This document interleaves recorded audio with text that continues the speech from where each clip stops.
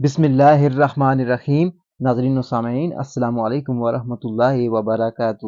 ناظرین و سامعین، آج کی اس ویڈیو میں حضرت موسیٰ اور حضرت خضر علیہ السلام کی ملاقات کے بارے میں بتائیں گے۔ آپ سے التماس ہے کہ ویڈیو کو آخر تک لازمی دیکھیے گا، اور ابھی تک اگر آپ نے ہمارے اسلامی اور معلوماتی channel wealth of knowledge corner کو سبسکرائب نہیں کیا تو لازمی سبسکرائب کر دیجیے گا، بیل آئیکن کو آل پہ کر دیجیے گا تاکہ آنے والی ویڈیوز کا نوٹیفیکیشن آپ کو بر وقت وصول ہو سکے۔ ایک مرتبہ حضرت موسیٰ علیہ السلام اپنی قوم بنی اسرائیل کو خطبہ ارشاد فرما رہے تھے کہ اسی دوران آپ علیہ السلام سے پوچھا گیا کہ سب سے بڑا عالم کون ہے؟ آپ علیہ السلام نے فرمایا میں۔ اللہ رب العزت کو آپ علیہ السلام کی یہ بات ناگوار گزری اور آپ علیہ السلام کی طرف وحی نازل فرمائی، دو دریاؤں کے ملنے کی جگہ پر میرا ایک ایسا بندہ ہے جو آپ سے بھی زیادہ علم رکھتا ہے۔ حضرت موسیٰ علیہ السلام نے اللہ تعالیٰ سے عرض کی میں اس سے کیسے مل سکتا ہوں؟ اللہ رب العزت نے فرمایا ایک مچھلی کو ٹوکری میں رکھ لو، جہاں وہ گم ہو جائے وہاں وہ بندہ ملے گا۔ چنانچہ آپ علیہ السلام نے اپنے ساتھ خادم یوشع بن نون علیہ السلام کو لے کر چل پڑے۔ جہاں اللہ رب العزت نے نشاندہی کی تھی وہیں پر حضرت خضر علیہ السلام سے ملاقات ہوئی، اور پھر آپ اور حضرت خضر علیہ السلام کے ساتھ چند واقعات پیش آئے۔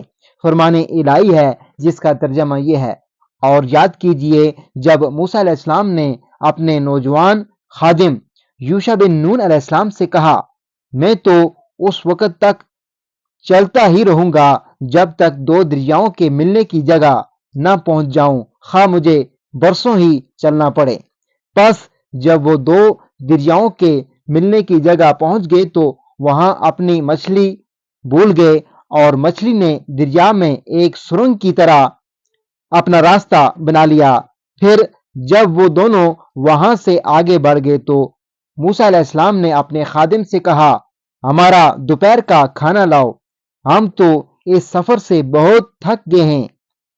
اس نے جواب دیا کہ آپ کو عجیب بات بتاؤں کہ جب ہم چٹان پر ٹیک لگائے آرام کر رہے تھے تو وہیں میں مچھلی بھول گیا تھا۔ دراصل شیطان نے مجھے آپ سے اس مچھلی کا ذکر کرنا بلا دیا۔ اس مچھلی نے تو عجیب طریقہ سے دریا میں اپنا راستہ بنایا۔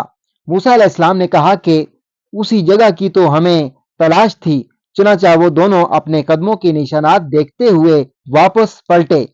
وہاں انہوں نے ہمارے بندوں میں سے ایک بندہ خضر علیہ السلام کو پایا جسے ہم نے اپنی رحمت سے نوازا تھا اور اپنی طرف سے ایک خاص علم عطا کیا تھا۔ موسیٰ علیہ السلام نے ان سے کہا اگر میں آپ کے ساتھ رہوں تو کیا آپ اس علم کا کچھ حصہ مجھے بھی سکھا دیں گے جو آپ کو سکھایا گیا ہے؟ انہوں نے جواب دیا کہ آپ میرے ساتھ رہ کر ہرگز صبر نہیں کر سکیں گے، اور جس کی حقیقت کا آپ کو علم نہ ہو آپ اس پر کیسے صبر کر سکتے ہیں؟ موسیٰ علیہ السلام نے کہا اگر اللہ نے چاہا تو آپ ضرور مجھے صبر کرنے والا پائیں گے، اور میں کسی بات میں بھی آپ کی نافرمانی نہیں کروں گا۔ انہوں نے کہا اگر آپ میرے ساتھ رہنا ہی چاہتے ہیں تو پھر مجھ سے اس وقت تک کسی چیز کے بارے میں کوئی سوال نہ کرنا جب تک کہ میں خود ہی اس کے بارے میں آپ کو بتا دوں۔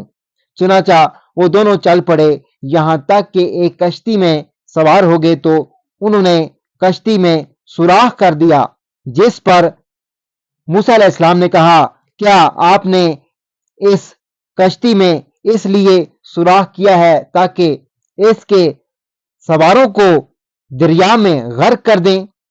یہ تو آپ نے بڑا خطرناک کام کیا ہے۔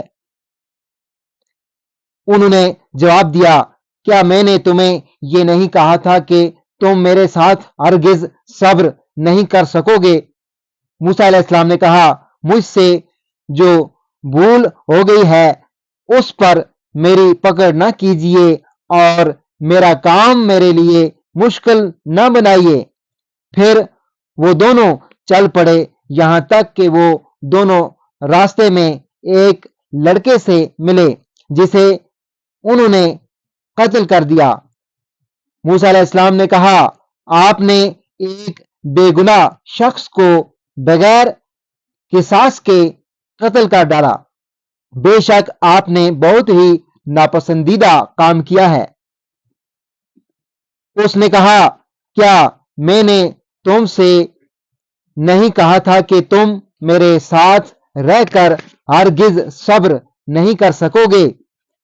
موسیٰ علیہ السلام نے جواب دیا کہ اگر میں اس کے بعد آپ سے کسی چیز کے بارے میں سوال کروں تو بے شک آپ مجھے اپنے ساتھ نہ رکھنا، یقیناً آپ میری طرف سے عذر کو پہنچ چکے۔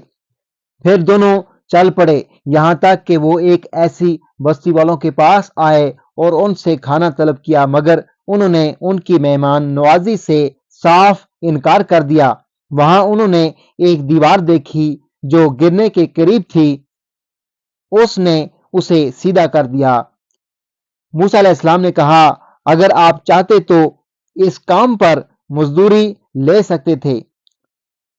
اس نے کہا، اب میرا اور آپ کا ساتھ ختم ہوا، اب میں آپ کو ان باتوں کی حقیقت بتا دیتا ہوں جن پر آپ سے صبر نہیں ہو سکا۔